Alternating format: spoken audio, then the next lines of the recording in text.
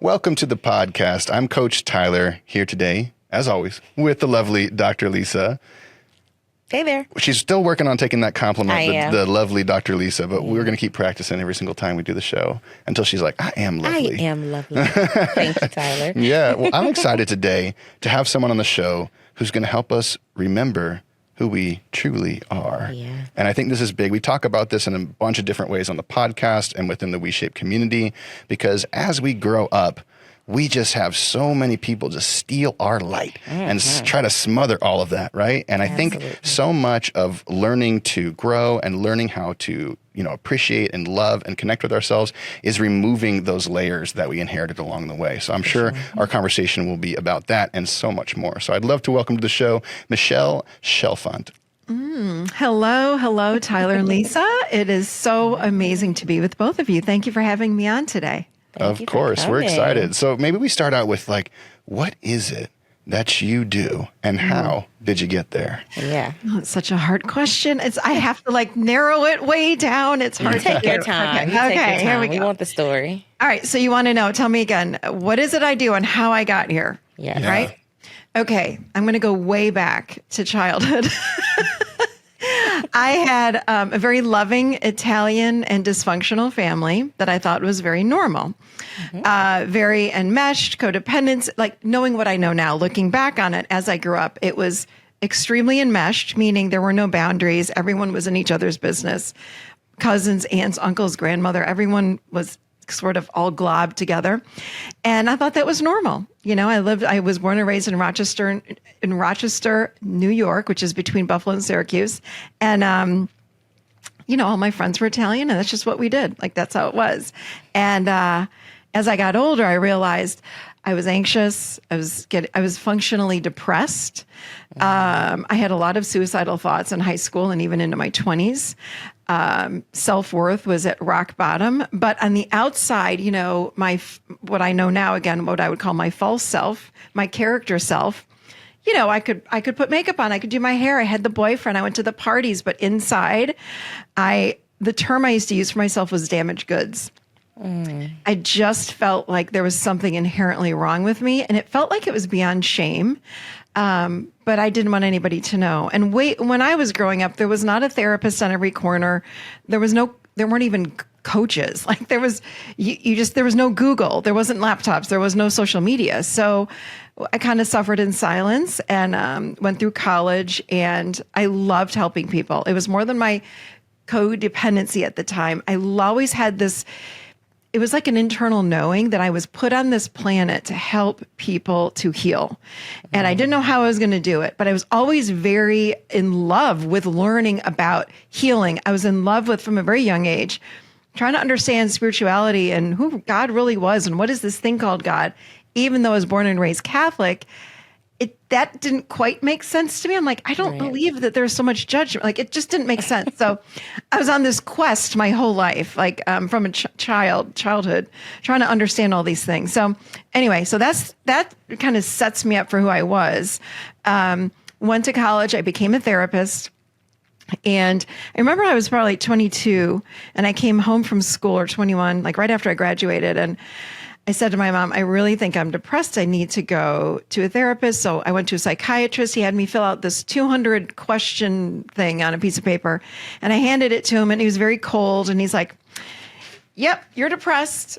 Here's some Prozac. Go home and take this. You're going to feel better in a few days. And I was like, but can I talk to somebody about my childhood? Because there are some things I'd like to talk about.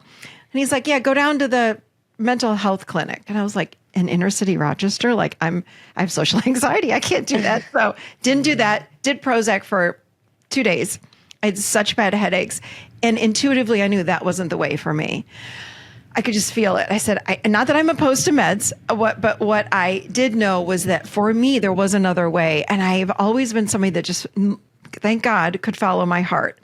And I continued this quest of really turning over every stone. Thank God my mother had some friends that gave me different books along the way in my early 20s that really helped me to wake up and start to remember who I was, like really, truly, who am I? And I'm so much more than, again, this exterior character that I am. There's something more to who we are. So my life's work began then, and I became a therapist. Went on to get a master's degree and a license, but even that didn't feel quite right to me. So I also became a coach, like by I got a coaching certification. But the way that I saw clients was always very blended, because I was also I was trained in hypnotherapy, and I was trained in NLP, and I was trained in all these things, and very intuitive. So I sort of bundled all that up together, and that's how I saw clients. I was always somatic, always very experiential with my clients. And in 2014, one of the guys I was working with, he was my marketing person that did my newsletters and such. And he said, why don't you start a podcast? And in 2014, I was like, what's a podcast? Who did a podcast back then? So my business was doing very well as an individual therapist / coach. Again, through the years, I, of course, like got better and better and better in my own way, with the depression, anxiety, codependency. But I have to say, grateful that I went through what I did, because I can recognize it in a heartbeat now with others, But anyway, so I started this podcast in 2014. It was called The Adult Chair. It still is. I'm about to actually change the name though. So it's been 10 years. Wow. And I didn't even want to do it. And he kept saying, like, for months, you need to do a podcast. Your stuff is really good. So I created this model called the Adult Chair, and it basically teaches people who they are and how they got this way, which for me, I was like, how did I get this way? It was a question I asked.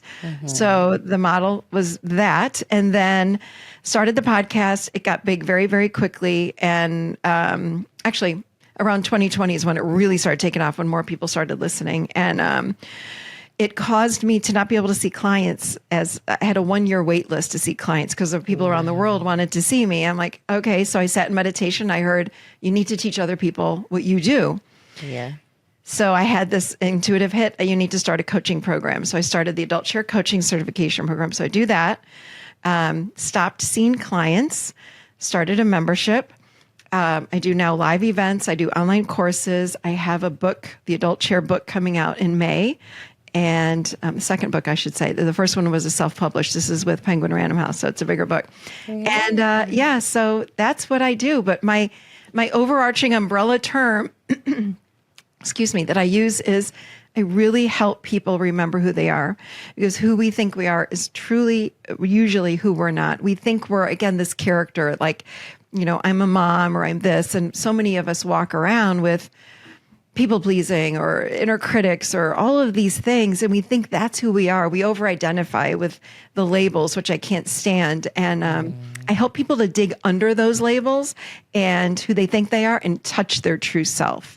So I love this. It reminds me of the phrase that so many people think that we're human beings having a spiritual experience, when really we're these spiritual beings having a human experience. And, I've had a lot of my own journey to uncover who I truly am. And like I said in the beginning, so much of it was just acknowledging the areas where I got hurt and the protective mechanisms that created, and then letting a lot of those go, and just offering myself more acceptance and more love and more freedom.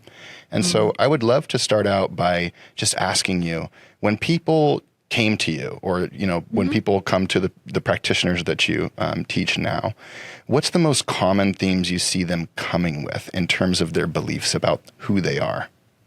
Everybody thinks they're the only ones that struggle with whatever they have going on. Ooh. Yeah, we get that all the time. All the time. Yep, I'm all alone. the time. Yep. I just launched a group coaching program, which again came through intuition out of the blue. I was like, okay, I'm doing this. And it filled up within 2 weeks. I was going to do one group. I have now 2 groups. And I interviewed everybody, and I asked them, why do you want to join this group with me? What do you want? Because I said, this is going to be a deep dive into really deep personal work, and we are going to help you to remember who you are. And probably 90% of them said, I don't know if I'm going to be too much for your group, because I'm dealing with, or I'm struggling with fill in the blank, and I don't think anybody else struggles. My pain is unique. Exactly. Yeah. And that's the power of group work. That's why I love groups, because whether I'm doing an online event or even an in-person event or something like this, we're all mirrors for each other, and we see ourselves reflected in other people, and we realize we're not that unique. We all have such similar stuff. We do. And it helps us to what I call crack our masks. The masks that we hide behind they crack open like Humpty Dumpty, and we start to experience our true selves, which is different than like knowing, okay, I know I'm not my inner critic, but when you start to experience it, that's when your whole life changes and transforms. Can you talk about that? Like, what does it feel like to like experience your true self? Because now I'm like questioning. Yeah. You can rationalize it, right? Like, I know that's not me, but yeah, what is it? What is the difference? I guess I don't know. I'm sure there's not like one thing that happens, but what's the difference between like knowing it and fully experiencing who you are, like truly? There's profound peace. I have become, I would say, I'm going to speak from my personal experience around this. There's such peace. The inner critic gets so quiet. And I went from having in my teens and 20s a debilitating inner critic. It was constantly telling me how horrible I was, and you name it is what it said. And I honestly hardly ever hear it anymore. And if I do hear it, I know what to do. I do something called quantum parts work. So I turn toward it and I'll have a conversation, and then it's gone. So the true self though, that has emerged is one of deep trust that truly, and again, it's kind of like, Tyler, you were just saying, like, we hear these things, but you have the experience as a game changer.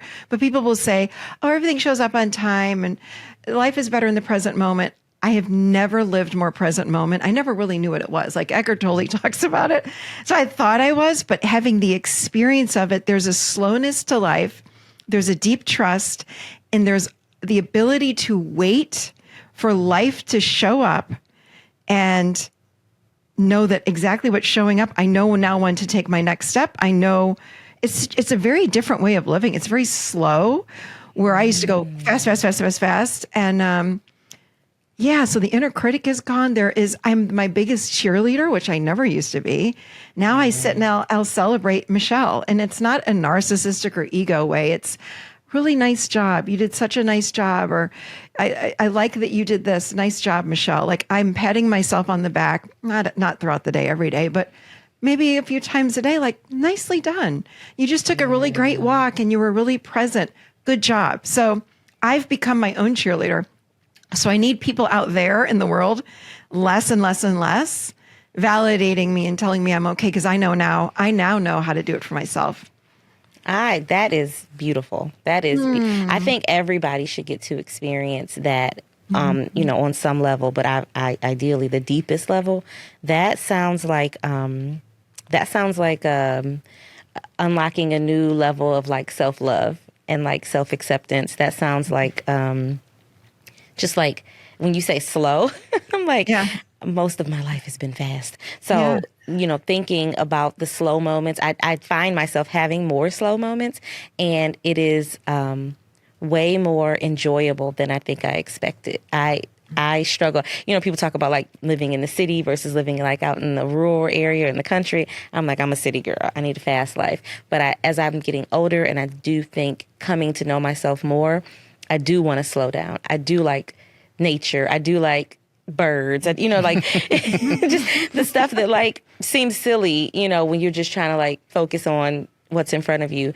But the idea of like sitting on my deck and watching the birds feels like self-care and feels like self-love, and doesn't feel like a waste of time. It feels like I'm pouring into myself in a very deep way. So I love it. This really touches on one of the first steps that we try to take people through with WeShape, which is to take a moment to pause and try to connect with themselves and set a more deep intention about why they're doing things, right? And like that might be discovering who they are, right? And why they're acting in certain ways. That might be setting boundaries with the people around them. And one of the funniest things that kind of came up for me when you were talking about your self-love, and you mentioned like not out of narcissism, but just like I just like myself and I appreciate myself. So many people will hear that and be like, narcissist, selfish, right? And it's like, how do we get people to become a little more selfish, but not in a mean way, right? Just set boundaries, have self-worth, advocate for yourself and your time, and become your own cheerleader. So, when somebody's coming to you and they have that like low self-worth, they're not good at setting boundaries. They're giving away all their time and energy to everyone else for validation and all the things that they think they need to feel whole.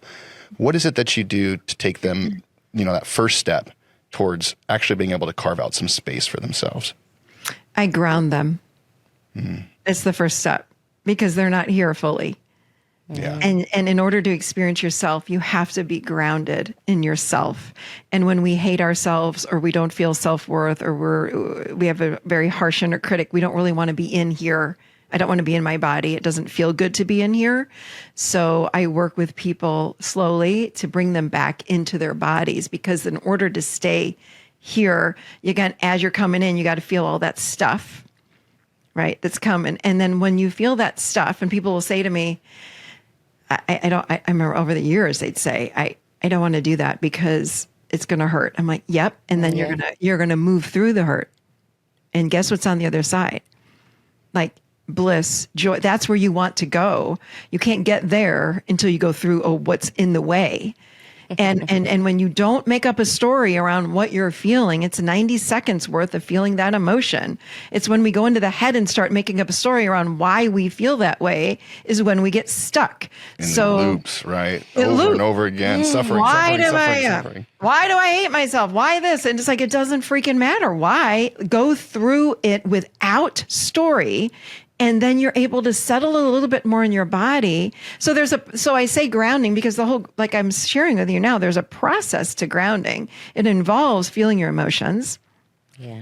It involves being here in the now and learning how to do that, because humans aren't generally good at that.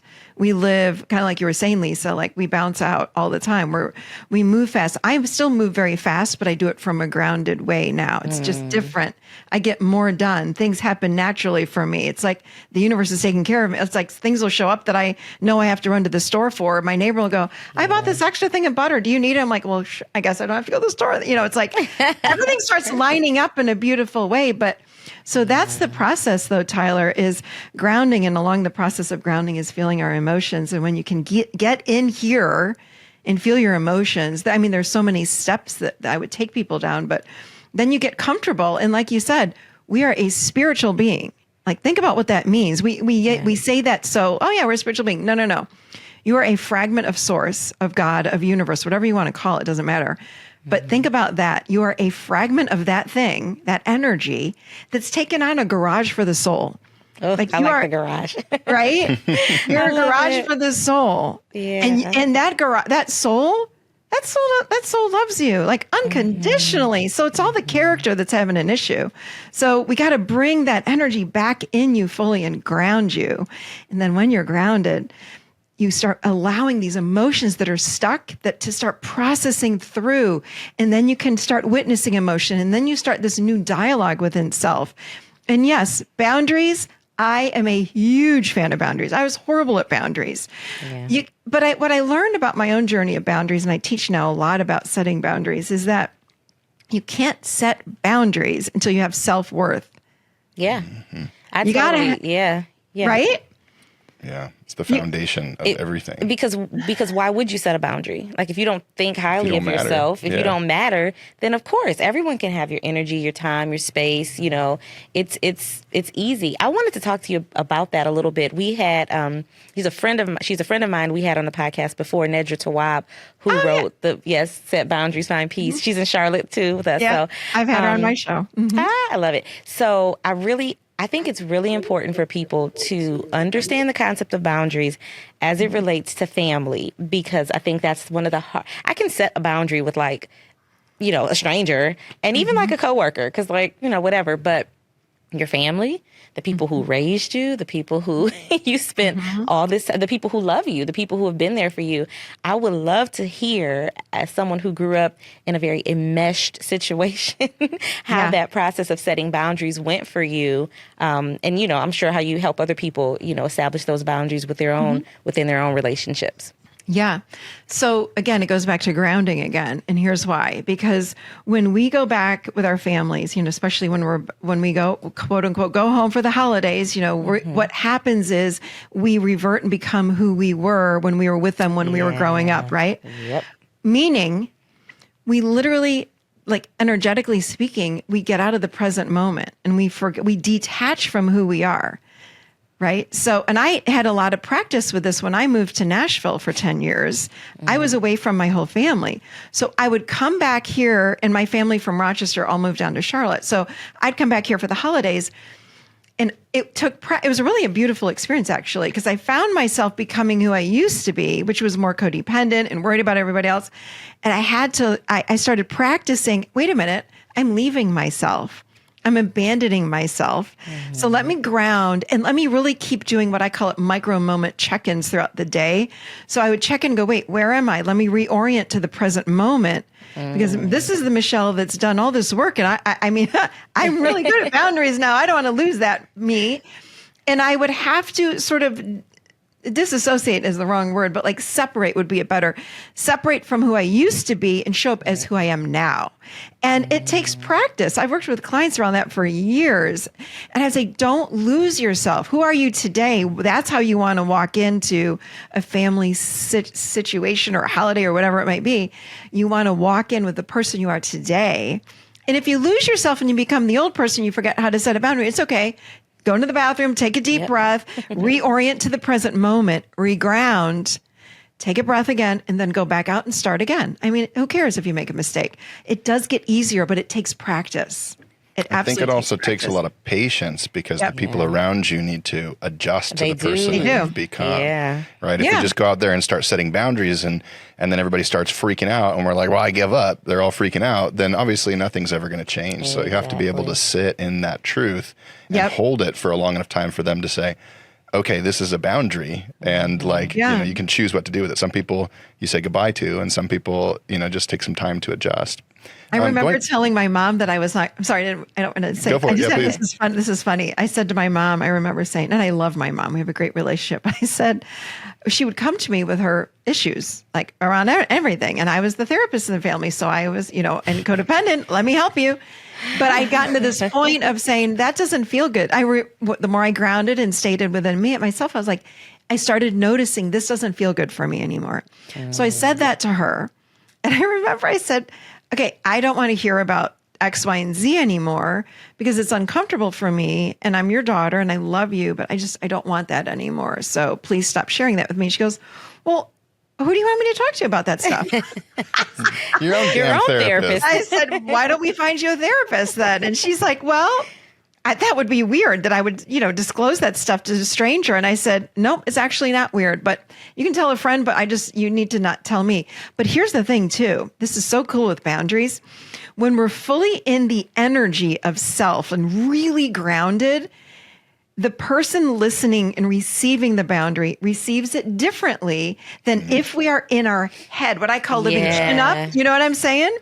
If I'm chin up, I call it chin up or chin down. Where's your energy? Are you in your head or are you in your body? When I embody it, I can just look at you and say, that's not going to work for me. Please don't talk to me about that again. And that person, 90% of the time is going to go, oh, okay. Yeah, thank you. Right. Versus if I'm speaking a boundary with guilt and what I call that's in the weeds and I've got all this fluff around it, like, well, I'm not even getting to the point. They don't even hear what I'm saying. So I got to set it directly, what I call it bullet point boundaries, short sentences, direct, embodied, then they're going to hear me. So that's the other thing you got to do. I love you mentioned that because I had this with my kids, right? Like my wife and I are both just persistent, intense people. And so obviously we have persistent, intense children.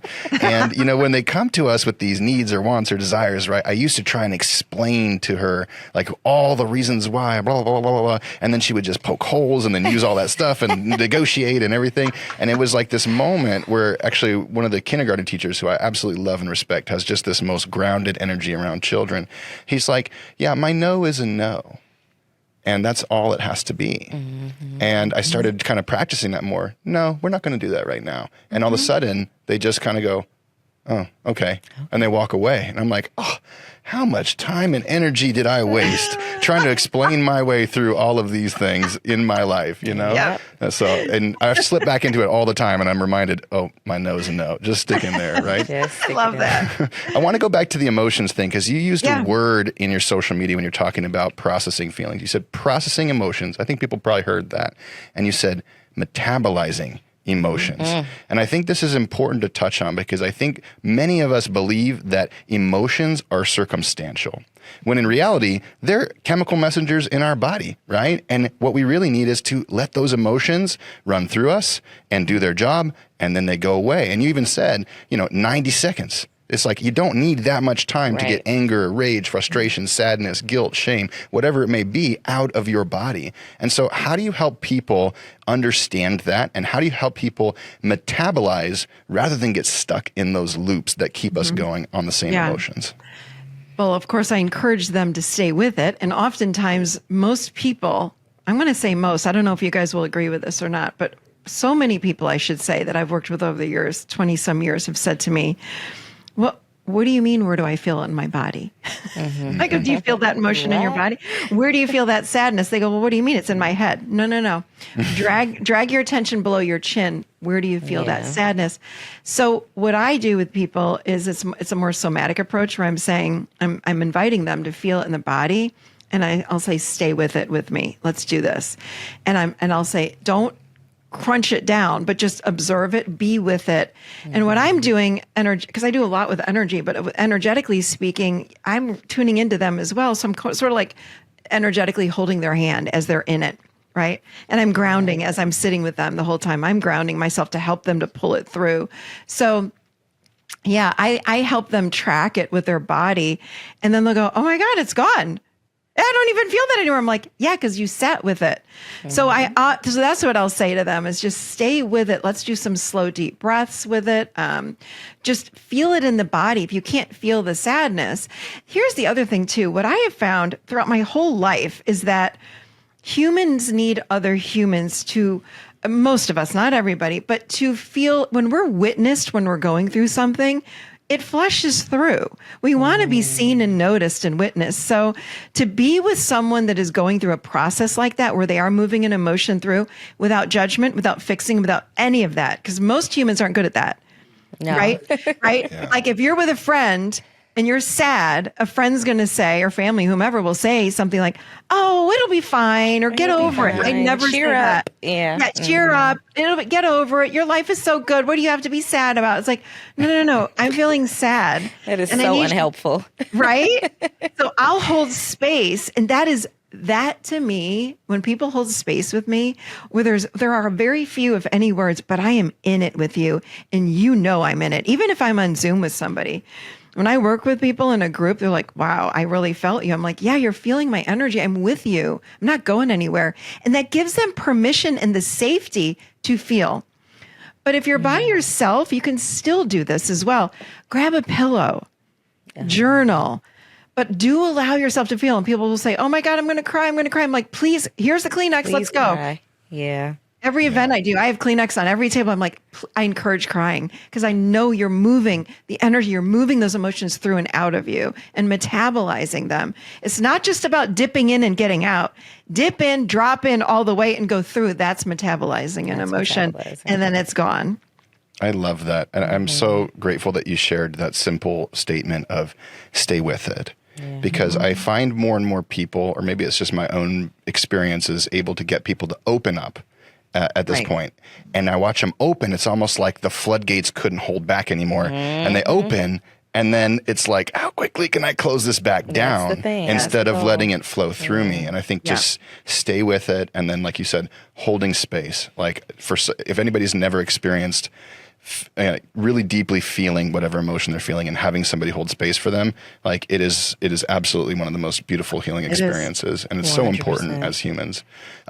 Speaking of this relational dynamic, I want to get a little selfish for a second and ask you a question. All right.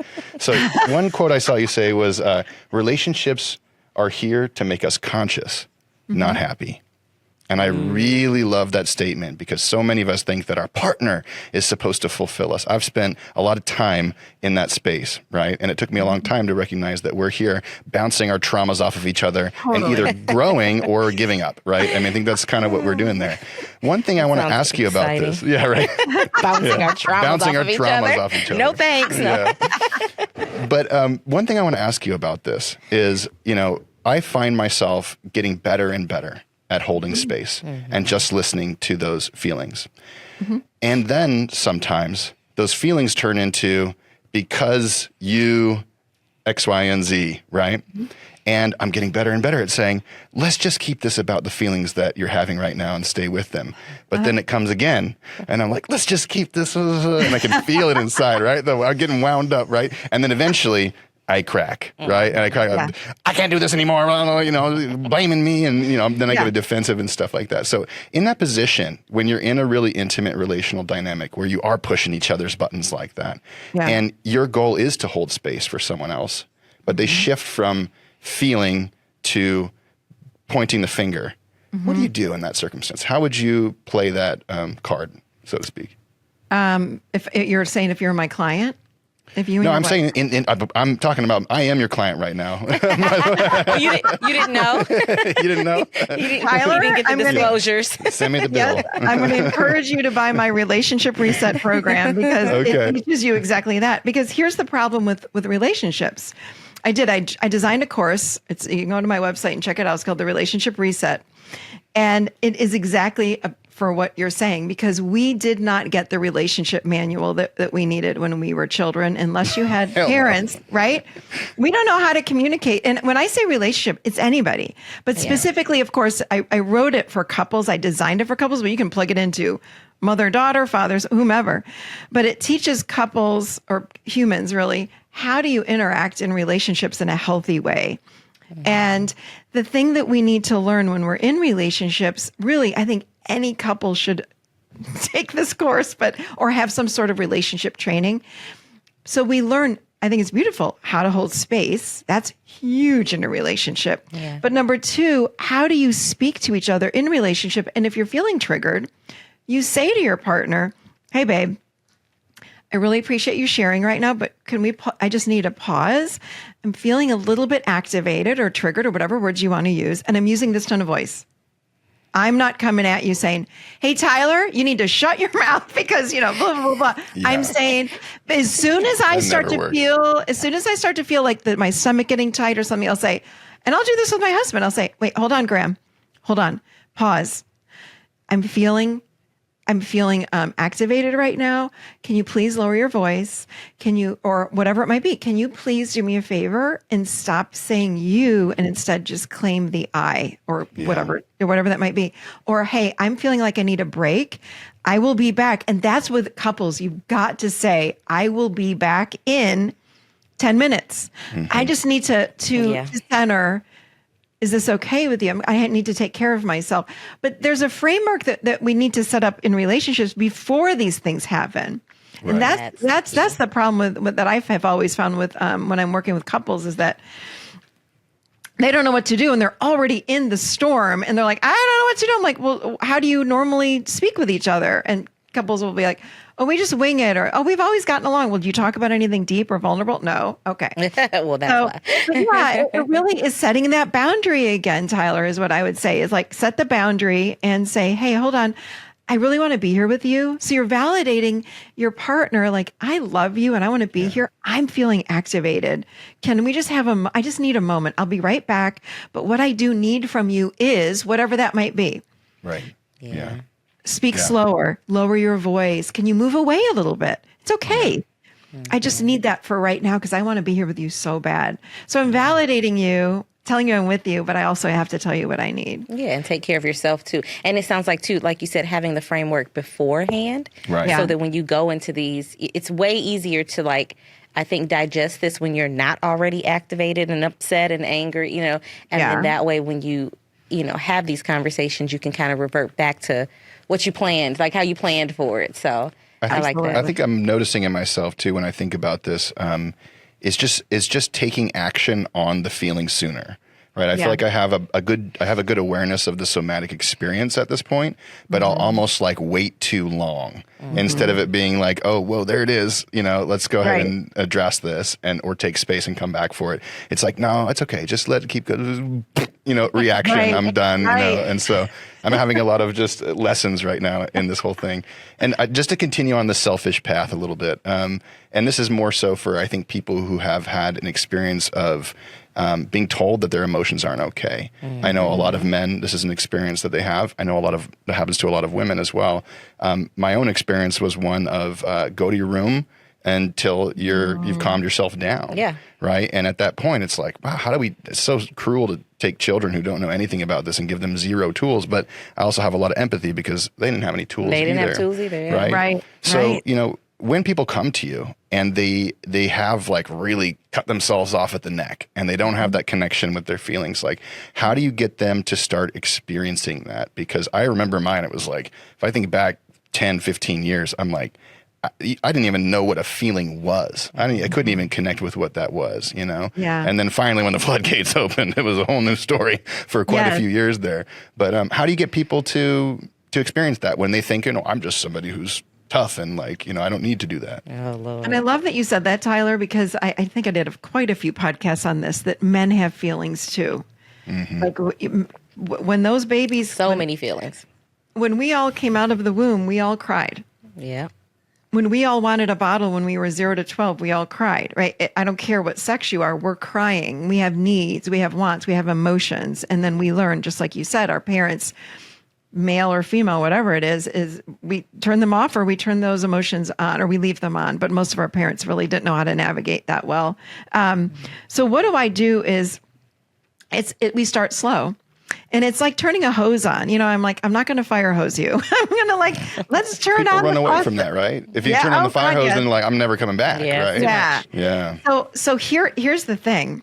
Everybody would love to feel more joy, and emotions are on a spectrum. So the spectrum is from love to fear. So the more love and joy that you want to feel, the more you got to go along the other side of the spectrum. So I start out with, hey, think about something that really brought you joy, happiness. Maybe your dog is so excited when you walk in the door, or you're petting your cat, or you got married, or your baby, or whatever it might be.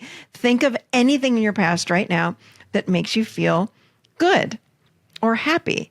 Close your eyes. Yes. Okay. See it, feel it. Okay. Then feel it. Drop into your body and let's just notice very gently. What do you notice when you bring your attention down into your body below your chin? Oh, my heart opens a little bit. Cool. What else? And then close your eyes, let's go into this. And everything just feels open. Okay, cool. And I'll stay with them. Again, I'm holding space. I'm staying with them in that. Great. Okay, cool. Wasn't that fun? Wasn't that easy? Yes. Okay, cool. Let's think about something that wasn't so great. Now, I'm not going to take them into an extreme trauma, but something that just, someone cut you off in the parking lot or whatever. Okay, let's do that. Cool. Think about it. Imagine that person cutting you off or that person saying that thing to you that really triggered you. Okay, cool.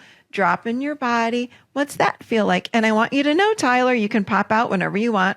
You don't have to stay in it. Pop out whenever you want, and I'm right here with you the whole time. Okay, cool. Let's do it. Feel it? Okay, that's done. Let's pop out. So I start in and out, in and out. Again, I'm bringing their energy down and out, up and down, up and down. The other thing I do is when they go, well, I don't feel. Yes, you do. We all feel. If you put your hand on a hot stove, you're going to know to take it off. And I'll say, can you, in your house, wherever you are, like you guys have books right there. I'd say, grab those books. You guys put them on your lap. Put 5 books on your lap each. Okay, what does that feel like? Just start noticing. And what I'm doing is I'm bringing their attention and their awareness down into their body, and I'm helping them to notice that they actually do feel. So I'm going at it. I do a lot of different things like that. Put the blanket around your shoulders and pull. What does it feel like when you do this and you got the blanket around you and you're feeling hugged? People just sob when I've done that with them. So it's like I'm bringing up emotion in a lot of different ways. Like I said, I just naturally have always done experiential work. So, weighted blankets, like put that on you. What does that feel like? I love that. I hate that. Well, what's that feel like? And where do you feel that in your body? And then I'll give them, I'm big in homework. So I'll say, okay, the next week till we see each other, pay attention. I want you to pause and do X, Y, or Z, and then just drop below your chin. What do you notice? Whether it be you're eating a delicious meal, or again, you get cut off, or someone hangs up on you, or you get a text that you don't like. Pause for 30 seconds, drop in the body, notice, and then pop out. Yeah. So I love that. Yeah. I love that. And I got to say one thing, just because it was so beautiful that you said that. Many years ago, I was in a meditation, and it was about a year and a half into processing some early childhood, trauma work, right?